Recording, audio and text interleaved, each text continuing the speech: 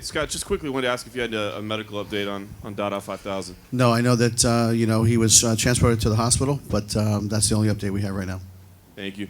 Great numbers on social media there. Obviously, there was a lot of interest tonight. A lot of feedback of the main events, the main and the co-main, how they played out. As a promoter, what were your reactions to the two key fights tonight?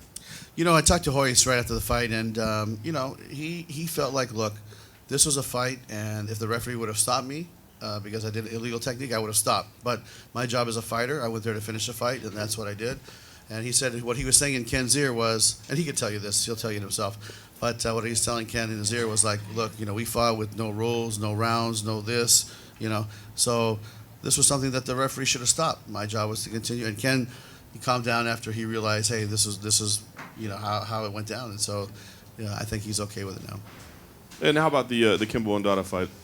Yeah, I mean, did I ever think it would go, that long? No, but it was something that, hey, this is something that people should, it was a fun fight, and that's really what it was. And I never thought it would go into the rounds that it did, and then I think you saw some tired fighters in there.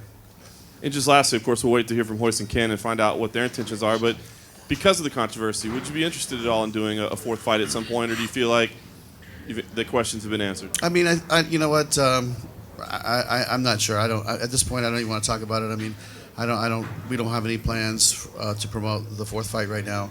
And, we had one fight deals with these gentlemen, and we're going to move on. Actually, what I'm looking for is after tonight, is this the kind of entertainment product you're looking for? Was this what Spike is aiming to produce?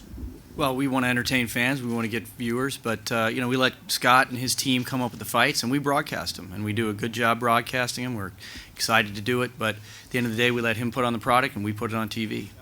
Seeing Dada 5000 go out on the stretcher, was there any concern for you? Obviously, he was an inexperienced fighter. If, God forbid, say something serious were to happen with, I know it was an arbitrary case putting these two together, but were you concerned going forward? I mean, with something listen, like health and safety is always first, and just like when we had a situation 2 weeks ago when Ryan got knocked out, and the stretcher came out, and it's always concerning.